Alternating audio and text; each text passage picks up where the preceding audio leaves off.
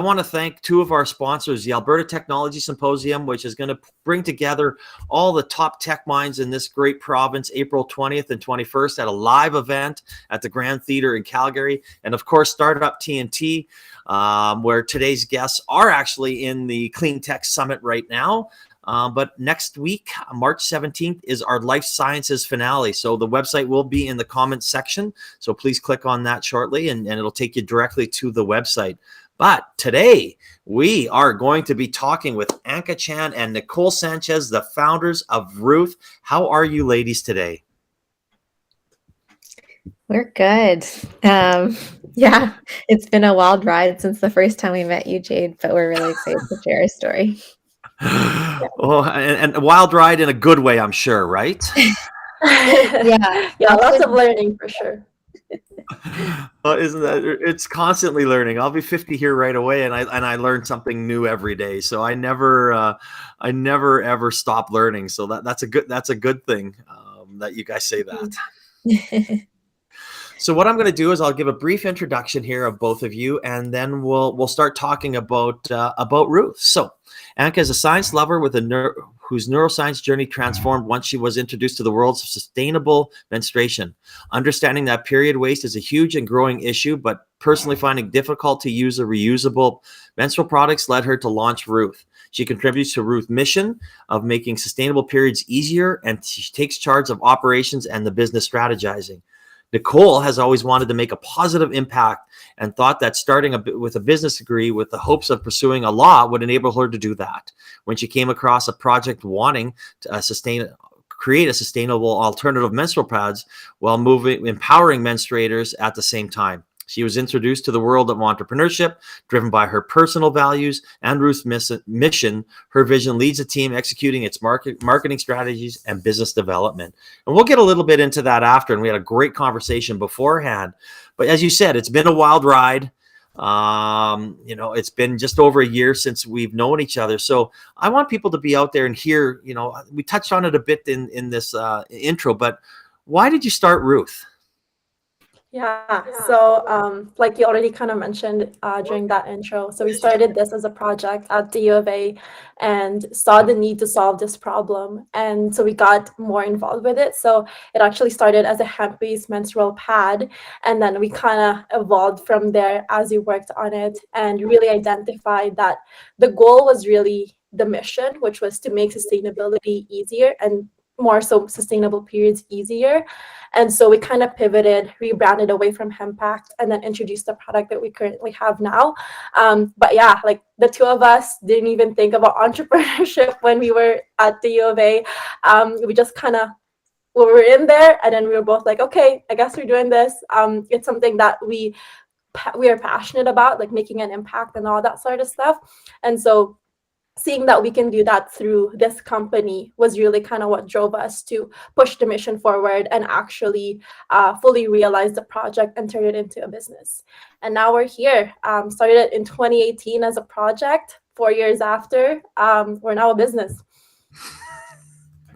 Yeah. Anything to add to that, Anka? I think I just want to echo everything that Nicole said of how this path towards starting Ruth, I think it was one that we were kind of led into. It wasn't one that we both had chosen for ourselves when we first thought of what we wanted to do in the future. At least for me, entrepreneurship was not a number one goal when I first started at the University of Alberta, but it was something that it felt like the opportunity in front of us was too big to pass up. And it became a mission that we created together that we were really passionate about, of making sustainability easy for people. So from there on, it felt almost like we had an obligation or a duty to follow through on the opportunity that was in front of us.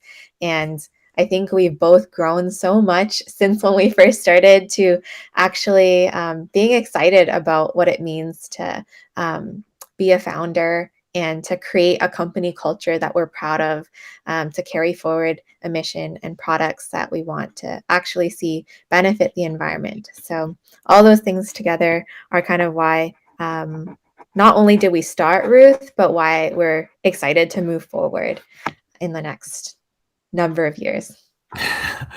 For the rest of your lives, right? Like, or at least till you have a big exit, right? But no, I mean, it's and I hear this story a lot, right? When I hear about the passion, and usually companies come from that are created because of a mission, and ladies like yourself or whoever it may be says, hey, you know what, I believe in this. There's a problem here. We can solve this problem. Let's dive into it a little bit. And your career path all of a sudden turns into entrepreneurship. And I mean, I've gotten to know you girls, and it's I've watched you grow over the last year and change. And it has been very impressive, and I think you guys are doing such an outstanding job with your company and where you're going, and also tackling the environment. And that's such a, we have this conversation every day. And you know what, and I sometimes I believe people just like, oh yeah, I put my stuff in the bin, I put my new lights in, and I do this and I do that, and I think I'm helping the environment. But I mean, you guys are going to that next level. So let's talk about your product a little bit, because I think this is such an important part of what Ruth is and what you guys stand behind as people. So, how does your product differ from everything on the market? Yeah, so our products are 93% plant-based pads, and they're made from materials that include kenaf fiber and bamboo, as well as a bio-based plastic or a bioplastic. So what we've noticed are that when we experienced using reusable products and other people used reusable products, there were some things that just made them so they weren't the right fit for everyone. When they are a more sustainable option, like reusable pads or menstrual cups, these are great options, but not everyone can find them like the perfect fit for them when they're on their periods. And so our pads are also disposable. So that means that you can use it once and then dispose of it easily. And it's like a product that is easy to use compared to like some of the menstrual cups. There's a bit of a learning curve when it comes to using a product like that for the first time. And one of the differences between our products and some of the other like organic menstrual products is that kenaf fiber actually has a carbon footprint that's 5.3 times less than cotton. And so it means that it's a beneficial, like raw, renewable starting material for the pads. And one thing that like we've noticed almost like anecdotally or like in our own experience and our team and our customers experience are that our pads are actually really absorbent. Some of the other products that we've tried in the past that are marketed as more sustainable and also disposable, they just didn't actually work for people who have like a heavy flow for their period. So that was like one thing that we're really proud of for our products. And another thing is around like the wrapper for our pads. Right now, we're still working on improving our wrapper and actually making it something that's biodegradable and compostable. But we made a conscious choice to choose to use our wrappers as is. They are still plastic based, but we made that choice because when we were doing our testing with our beta testers, we realized that there were some product issues with having like a fully biodegradable wrapper. It would fall apart sometimes. And I remember one time, so I was taking the pads with me on a hike when I was in Alberta. I don't remember where it was, probably Canmore or Banff or something like that. And then when I got to the top of the hike, I realized that like the pad wrapper was kind of falling apart in my hands. And so that just like showed us that, okay, there's still some product issues with the wrapper being like this fully compostable material that we have to figure out. And until we get there, like we didn't feel comfortable offering a product like that because that could result in like quality issues for an end user, because we want this product to be one that is travel friendly, that people can take with them anywhere that they go. So that was some of like the reasoning behind our product choice there. But some of the feedback we've gotten from our customers too is that when they use our pads, it's fragrance free, so it's perfect for sensitive skin. And someone actually told us that they used to have rashes when they're on their periods and using other types of like more plastic-based products. But with our pads, they didn't experience any of that irritation anymore. So we are so happy that the products are working for our customers and working for ourselves and our team. But we know that there's still so many things that we are trying to improve with our product to really make it one that is continuing to be more sustainable, and one that we eventually hope will be totally compostable, and able to be put into even like municipality waste streams. But yeah, lots to be done, but also lots that we are looking forward to. No, I mean, and I think you made a good point, right? I mean, not everything can be compostable, right? And rather than having someone have a poor experience like you did as a client and saying, "I'm not doing this anymore," you know what? We're just going to have to go with that. And as technology evolves, you guys can evolve with that technology to get a wrapper that is actually, fits, the same vision and mission as your product. Mm-hmm, For mm-hmm. sure.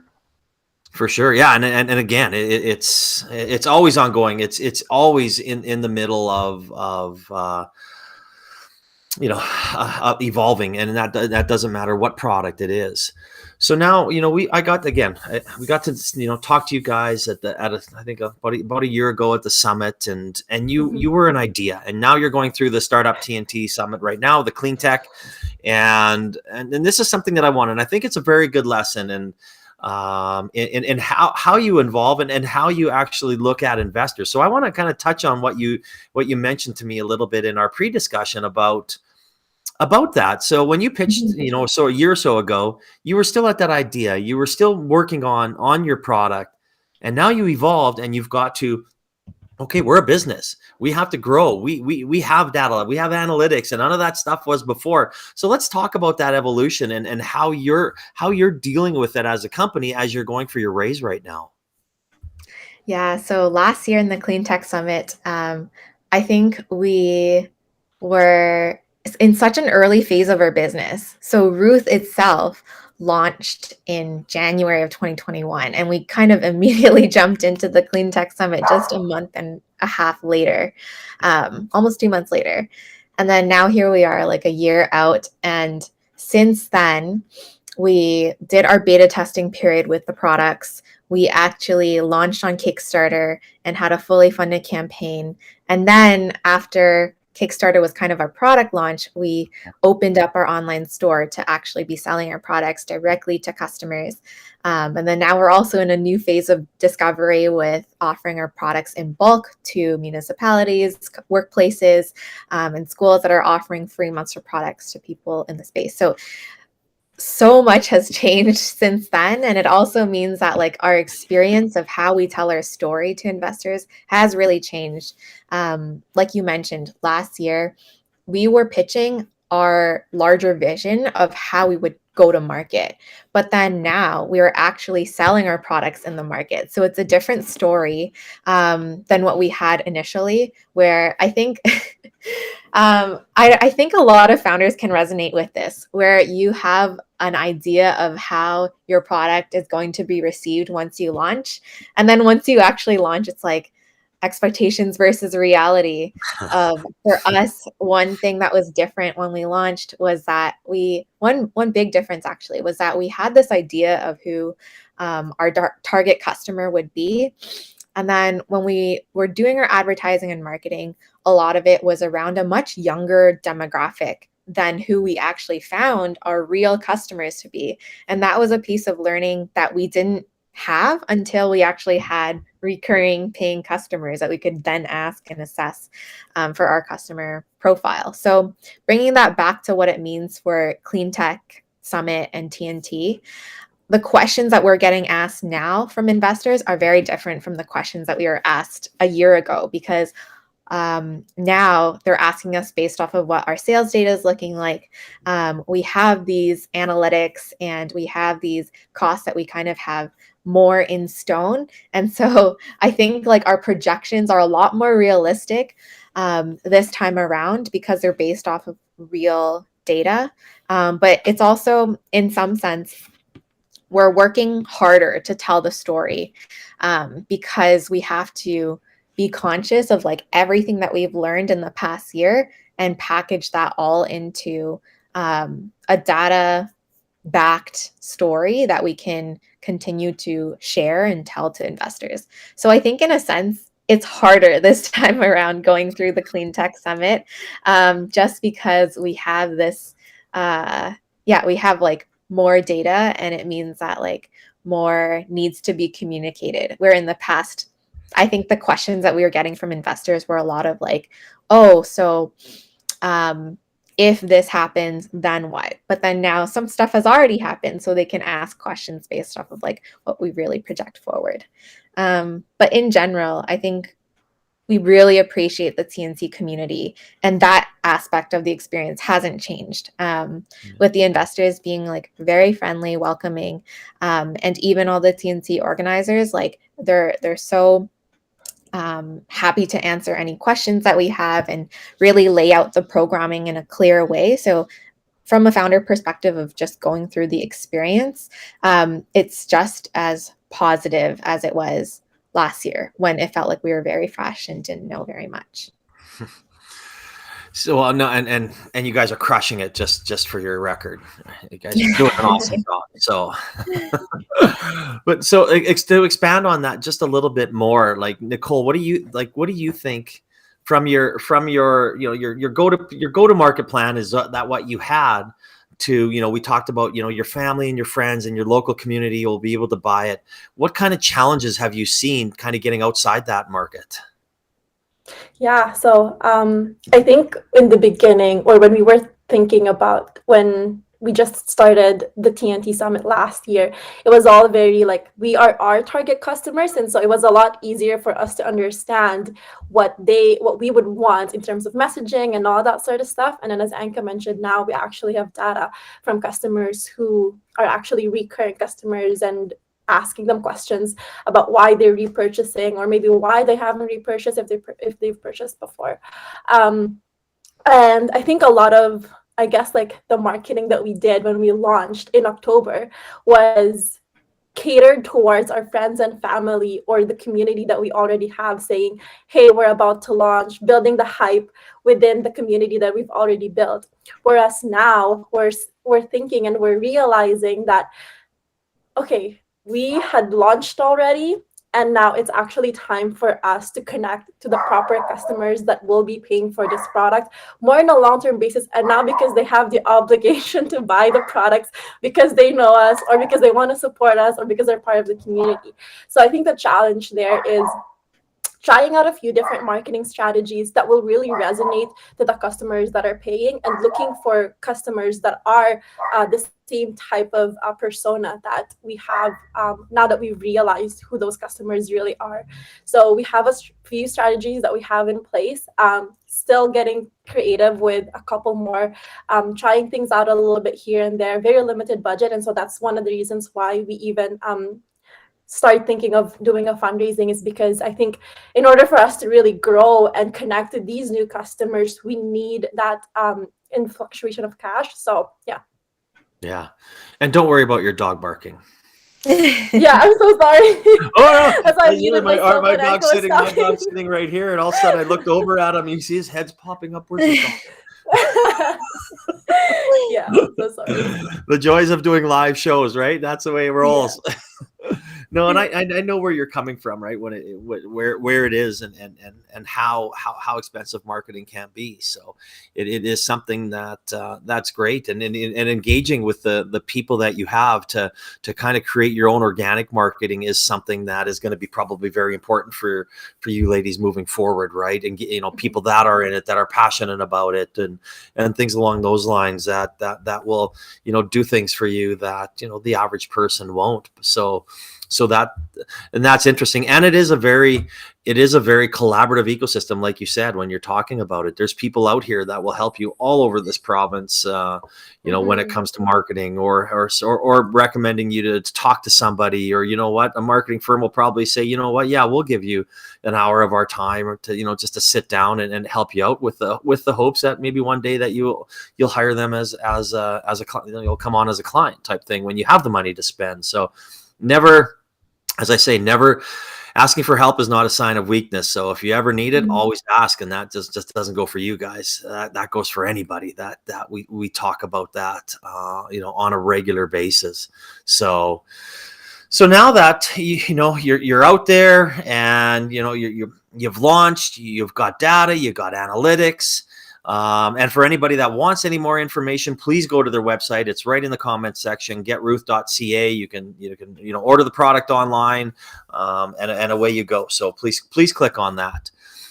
So now as you expand and grow, what's next for you? Where do you see Ruth in, let's take it in little segments. Maybe Anka, you can maybe do the next year, and then Nicole, maybe you do the year after, 1 year to 5 years. That's a good way to put it. So within the next year, some of the things that we are looking forward to is actually officially opening our fundraising round. This is going to enable us to get the cash that we need and the strategic mentorship that we need to really grow and scale up our business.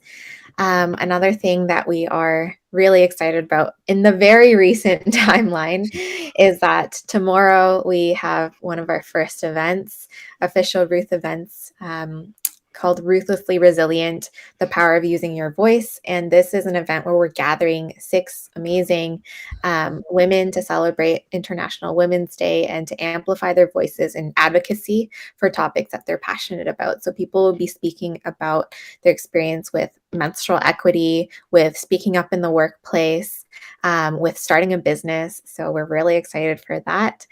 And I think we're also scaling up this segment of our business for really offering our products in bulk to different workplaces and to municipalities. There's like a huge growing trend, which is amazing, of more and more municipalities and businesses interested in making menstrual products accessible. So that means offering it for free on site on their facilities. And so we'd love to be a part of making that movement actually happen. So that's something that we are in conversation with a few municipalities and a few companies right now, and we're interested in growing and scaling that up. But Nicole, how about our longer term vision? Yeah, well, I think the vision for the company is the analogy that we're hoping to put out there is to be the Sephora of sustainable products. And so we hope to provide other sustainable products that may that be tampons within the menstrual product line, period underwear, whatever it may be that our customers need in order to make that sustainable periods easy for them. We're going to be offering that product in the next couple of years. And then further than that, we hope to not only kind of provide products in the menstrual product industry, but we hope to also target markets that, say, for example, baby diapers, other incontinence products, and stuff like that will really, truly help make sustainability easy for everyone and not just for people who menstruate. So we hope to kind of do that as the company grow, and we hope to be part of that journey towards sustainability with our customer segment as well. Oh, that's awesome. And let's talk about this Ruthlessly Resilient virtual event tomorrow. Who's going to be on your panel? I put the link up there, so anybody that's wants to register or is watching now or after the fact, you can click on it. So tell us a little more about it.